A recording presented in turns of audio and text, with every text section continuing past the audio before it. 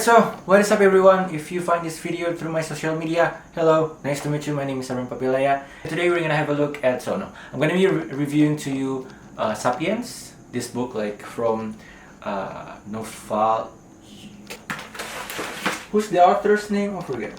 From Yuval Noah Harari. So since, it's midterm test, so in my faculty, in this subject, in philosophy subject, I have to review this book to, just for, fulfill the test requirements. Alright, so today we're gonna have a look at this book. Also, I'm gonna be giving to you my opinion, or how my perspective toward this book, or if you want to diversify your knowledge. I feel like this book is really recommended. So alright, so that is it that we're gonna be doing today. Without much further ado, let's continue. Alright, so disclaimer, if you want to read this book, I feel like you have to really broaden your mind, in the sense that you have to open your mind to other possibilities, because when I first read this book, my mind was completely blown out of it, in the sense I don't know, it's like when you have this kind of understanding, these comprehensions, and then once you read this book, it just kind of smack you right in the head that you just think that,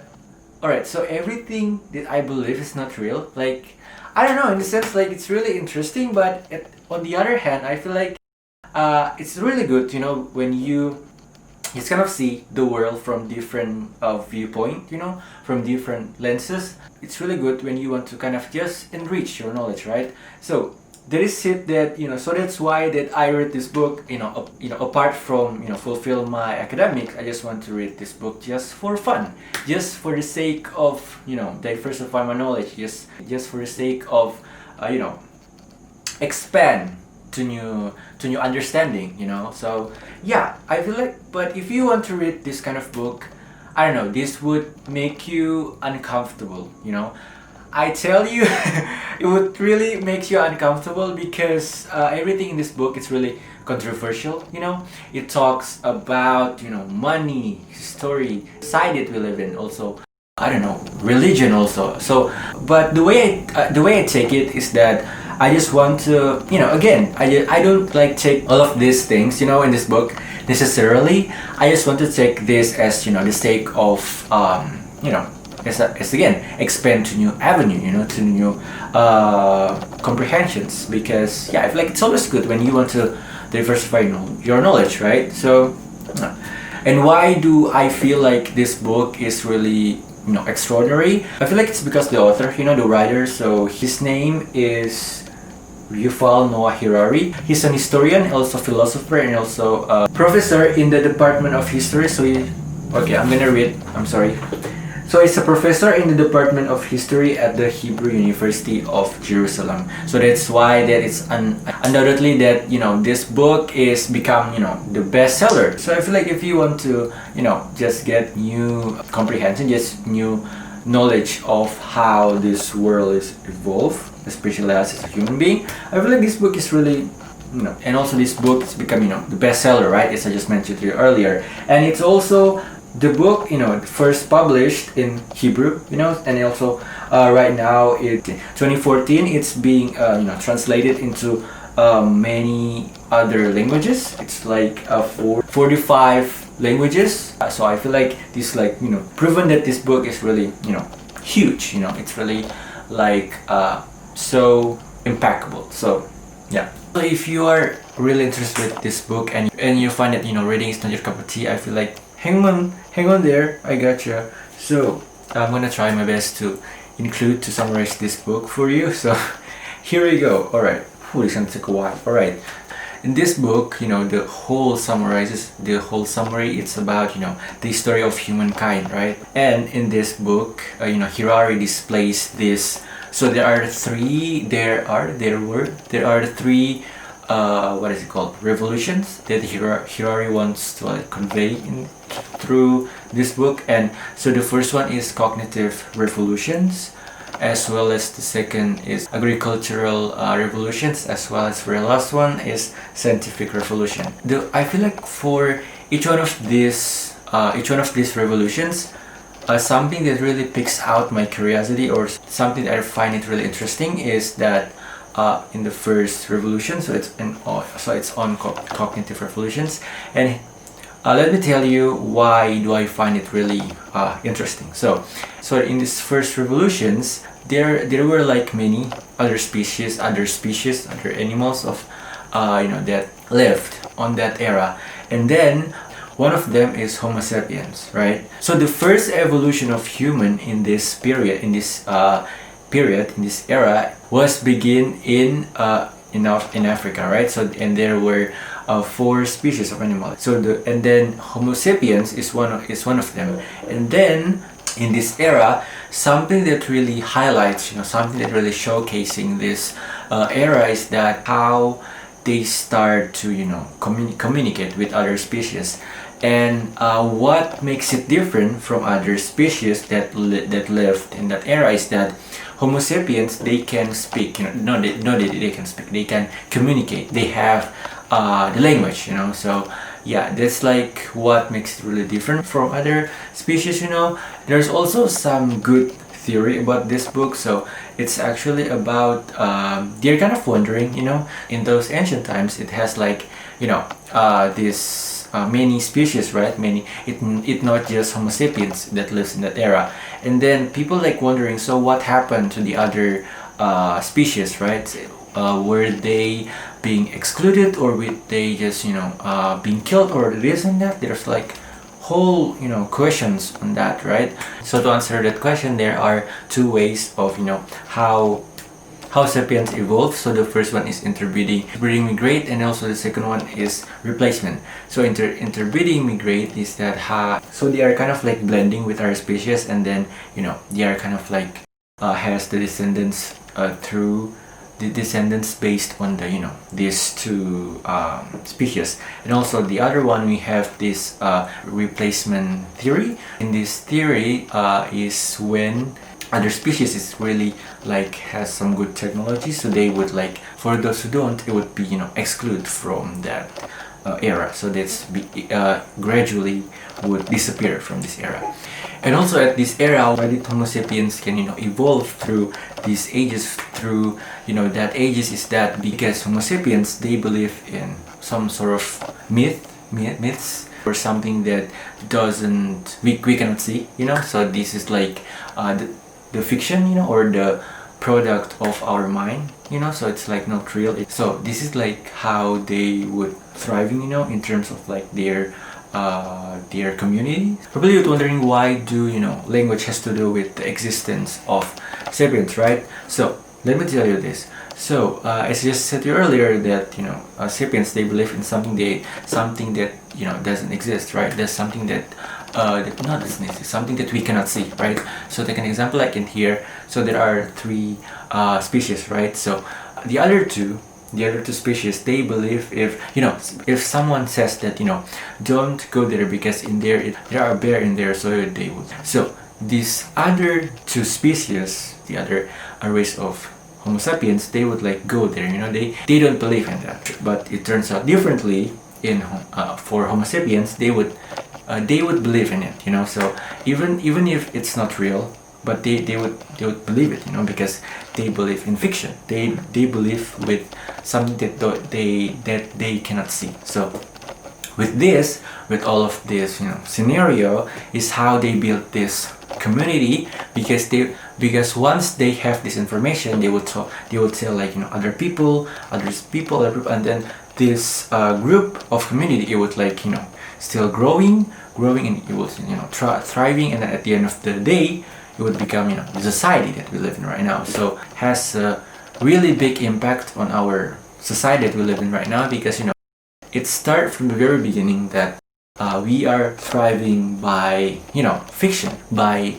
language, so something that can unite us is that we are telling information, we are telling the fiction, something that cannot be seen. So yeah, so that's it for the first revolutions, and now moving on to the next one. Second revolutions, it's agricultural revolutions, and at this era, the Homo sapiens, they are now like they're kind of like adjusting right now into they're kind of like just settle in some places that rich with plants or everything like that, they would thriving. They are now adjusting from hunter to more like, farmer right now. Many historians feel that at this era it's really great, because they can like, produce the food by themselves, but it's actually turns out differently, because actually by they can produce their own food, they become lazy, because they depend on the weather. They don't like go for hunting, but they just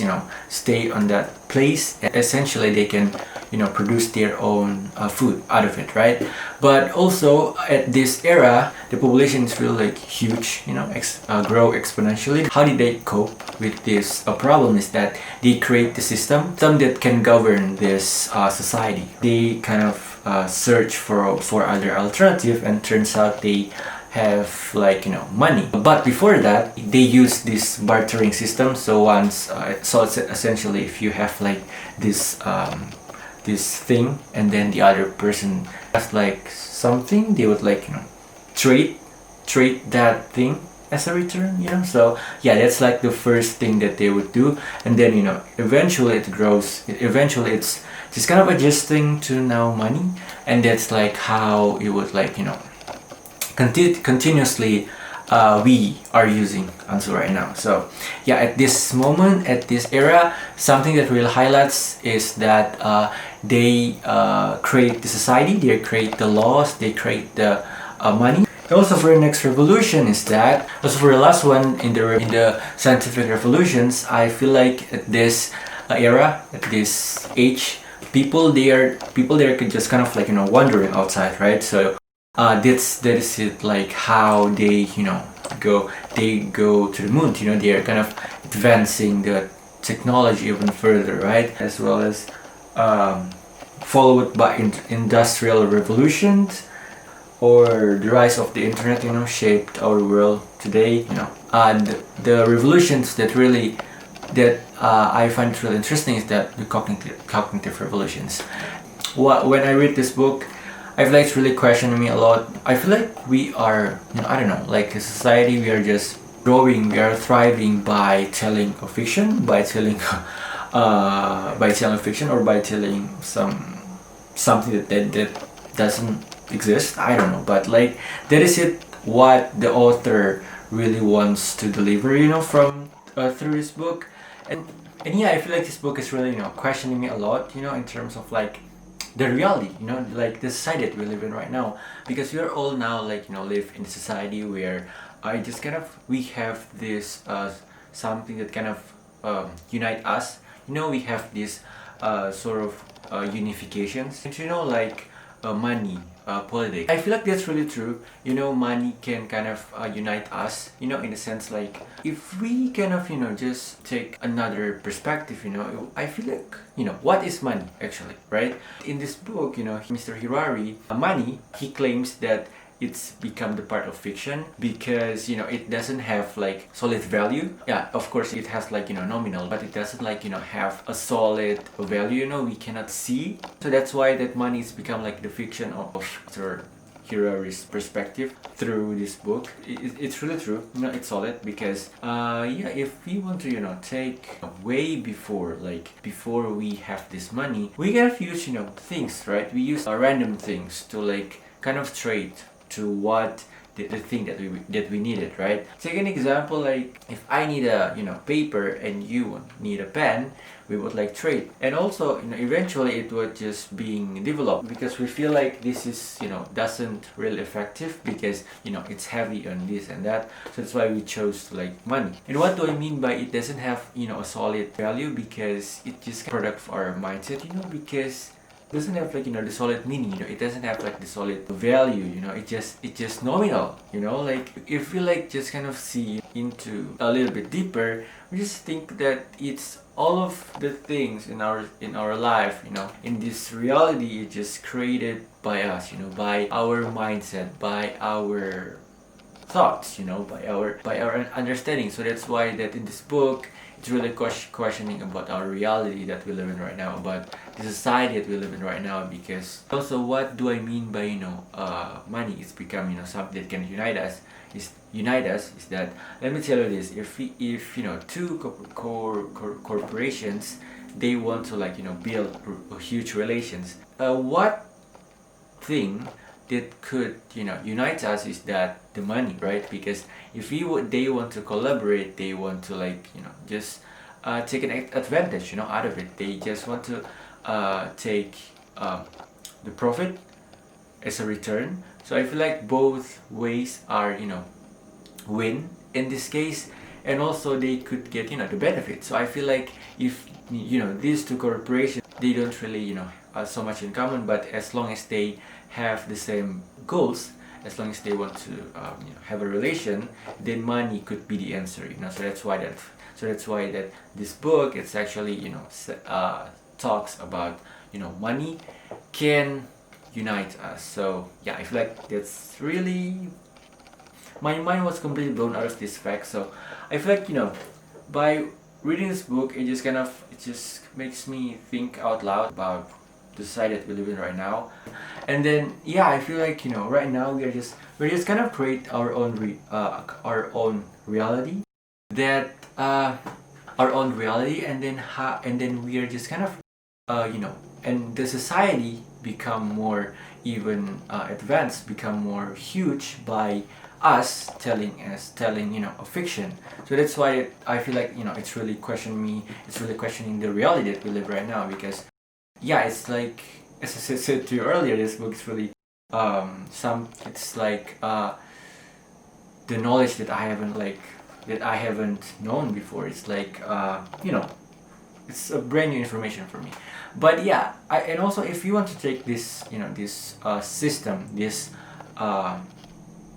system into other lenses, I feel like it's a really it's really suitable when it comes to like the business, and probably wonder, well, all right, so what this book has to do with business. I feel like, in business, or in create, or creator, I feel like in order for you to have like a audience to believe in you, you have to create your own reality. Like right now, like you have to create your own reality, and you have to communicate with people. You have to communicate well, you have to connect it well with the people, so that they can trust you, right? So that's like how we become more more advanced at this system, right? And yeah, take an example like Steve Jobs. He's a good communicator. He's a good storyteller. Because yeah, he can convince people, and people can trust on him, right? I trust on him, on Steve Jobs. This is like how he would thriving all of this business. So yeah, that's why I feel like it's kind of, when you want to take another perspective toward this book, I feel like it's match. So yeah, conclusion, if you want to read this book, I feel like just read it, because why not, right? You want to just kind of expand on your understanding, but don't take this necessarily. It could be like this book could wrong, or maybe could right, could wrong, or couldn't, I don't know, like I just want to read this book just for the sake of expand to new horizons, expand to new avenue. So yeah, I feel like that's wrap the video. Thank you so much for watching. And yeah, and if you find this video, and if you find this book is really interesting, then just read this book. Just read this book, and yeah, probably you would feel the same way. Comment down below. Bye bye.